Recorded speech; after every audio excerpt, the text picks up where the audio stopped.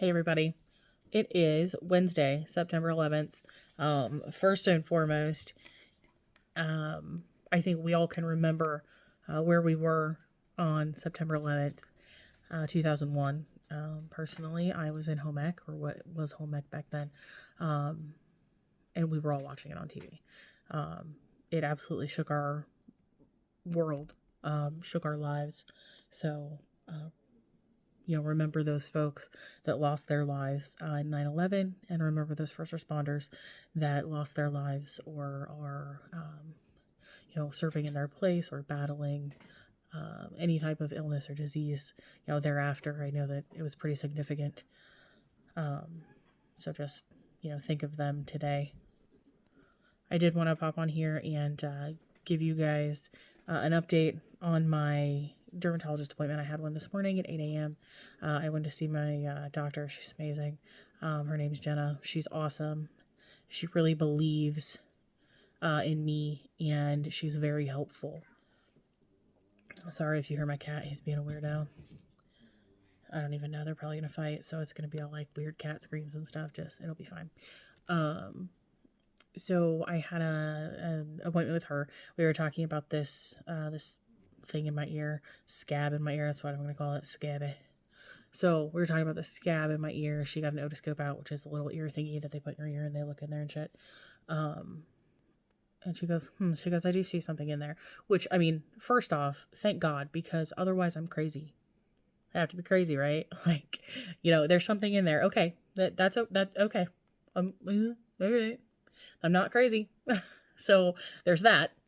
And she actually called Dr. Hafey in. He runs the practice. She's a PA or a CNP. I'm not really sure. I think she's a PA, but whatever. Same thing. And Dr. Hafey runs a practice, and he came in and he was very knowledgeable, very gentle, very nice, very thorough in his explanations. And this is pretty much what he told me. He said to me, there is something there. It's concerning. And he said that the laundry list of what that could be very long potentially, but with someone that had squamous cell carcinoma in that exact same spot less than a year ago, the chances are that, that's what it is. So they weren't comfortable doing the biopsy because there is not a lot going on there. Like, the area that we're talking about is actually inside my ear.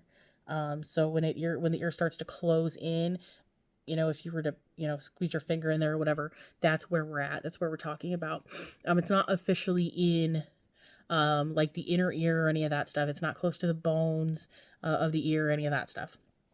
So it hasn't affected my hearing at all, which is great. So he was pleasantly surprised, though, that the reconstruction work and the healing process from December surgery was so fantastic. Dr. Kong at Ohio State University, Wexner, the James, did an amazing job. Amazing. I just can't thank him enough for that. And I know some of you might be thinking, thank him. You have, potentially cancer again. He did an amazing job. This is not his fault. And I'm not saying that to convince myself of that. I am that one person that's unlucky. Like, if there's like a 1% chance of something happening, I will be that person. I'll be that 1%. It will happen to me. If I didn't have bad luck, I wouldn't have any luck at all. It's kind of what I say. So, long story short, I'm sorry, I have paint. I was helping a friend paint cabinets today, so it's primer. That's my life. It was great, though. It was nice to get my exercise. That's how I got my exercises in today, just FYI, was painting cabinets and up and down on the step stool. So it was great. It was fun. We got to chat. Andrew brought over pizza. It was a good day. And yes, I ate pizza, and I don't care. I also had part of an antipasto salad. Delicious. So, anyway, back on track. Whoop, squirrel. So he told me that they weren't comfortable doing the biopsy, and I could go to an ENT because I had an established ear, nose, throat in Bellefontaine, because that's who biopsied it the first time. Or I could just go back to Dr. Kong. I chose to go back to Dr. Kong at the James.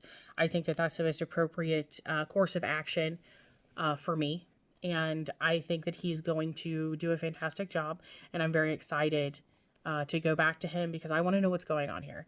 My mind is whirling and whizzing with all of the things, all of the potential. Like, is this squamous cell carcinoma? We don't even know that yet. So technically, he could do a biopsy and it could be nothing. The first time when he did the all the lab reports and stuff, and they all came back. They all came back as squamous cell carcinoma in situ. And Dr. Hafey did say that because I was able to pull up my lab report through the MyChart, which is amazing.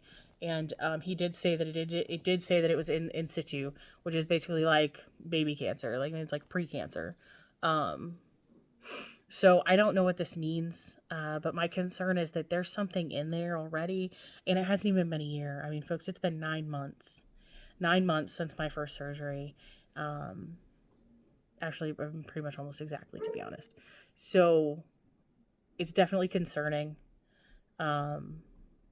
So, I would appreciate continued thoughts, juju, prayers, or whatever it is that you do.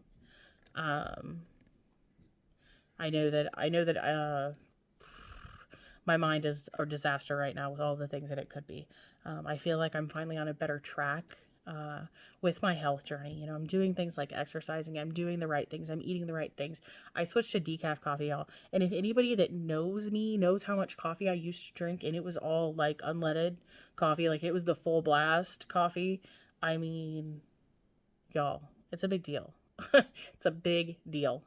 So I don't know where this is going to take me, but I'll keep you guys updated as I go along.